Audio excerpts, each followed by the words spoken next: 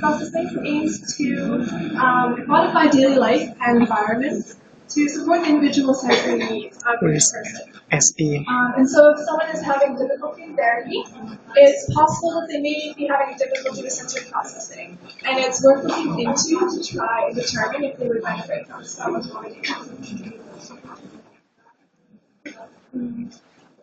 Yang pertama tadi namanya Sermain, itu dia akan menjelaskan mengenai proses sensori. Untuk kata kuncinya di sini, kita sebagai manusia itu berbeda-beda. Jadi setiap orang itu bisa menangkap sensorinya itu tergantung dari ambang, tergantung dari threshold yang dia punya. Jadi untuk intervensi itu bisa menggunakan untuk kegiatan kesehariannya dia dan lingkungan untuk mendukung individu itu butuhnya apa gitu.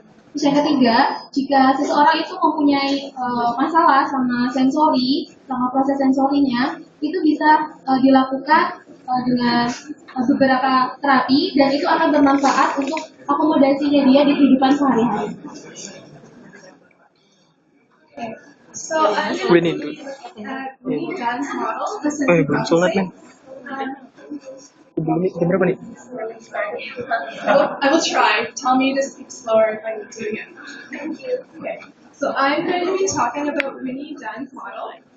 Winnie Dunn is an American occupational therapist, and she has spent her entire career working in this area. And she's developed this model through both her clinical experience and her research. And I will go into more detail on this model in the next slide.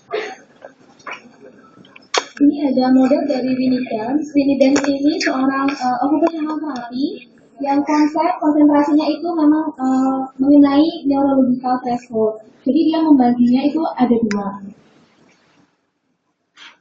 Sensory finding, sensory seeking. So there's a few parts of this model. The first part is what Winnie Dunn has called the neurological threshold. And you can see that at the top of the chart there. The neurological threshold she describes as being a range of either high or low. And a high neurological threshold means that a person, if they have a high neurological threshold, it means a person requires more sensory experience or information in order to reach that threshold. And therefore they can tolerate more sensory input. Whereas if someone has a low neurological threshold, they can tolerate less sensory information as they easily reach the threshold. And generally, everybody is somewhere along this continuum. So somewhere along that range of high to low. And generally, people who don't have difficulties with sensory processing would fall somewhere in the middle. And it's also important to note that all sensory input from our seven senses add together to reach this threshold. So all seven senses are used to build up to that threshold. So you need to be aware of all sensory information that is happening at one time. Jadi neurological threshold ambangnya itu ada yang tinggi dan ada yang rendah.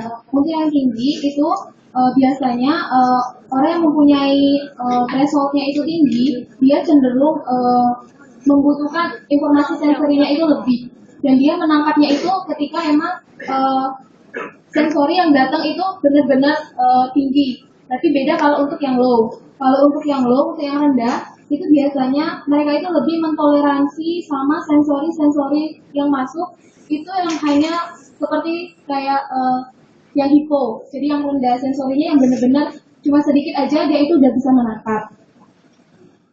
Sensory input ini bisa kumulatif.